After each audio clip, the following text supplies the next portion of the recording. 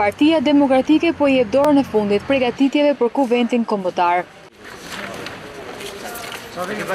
Ngjarja më e rëndësishme që do të piketojë të ardhmen e kësaj force politike do të mbahet të shtunën në orën 10 në Pallatin e Kongreseve, ku hapja do të jetë një video mesazh i kryetarit të Parlamentit të Partive Popullore Europiane në Parlamentin Evropian Joseph Doll, për të kaluar më pas tek kryetari i Partisë Demokratike Lulzim Basha, fjalët e cilit do të rrethohet edhe nga fjalimet e ish kryetarëve Sali Berisha dhe Eduard Selami.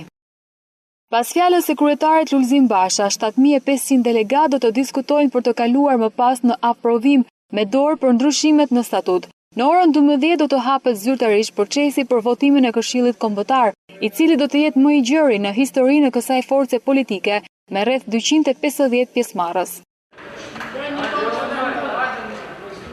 Në kuvend do të mbajnë fjalim rreth 60 diskutantë, të cilët do të jenë kryetar degësh, të rinj të antarësuar në Partinë Demokratike dhe delegatë. Teksa në sallë vijojnë diskutimet dhe fjalimet, procesi i votimit do të vijojë njëkohësisht, ku për këtë proces janë ngritur rreth 300 vend votime dhe 10 komisione verifikimi.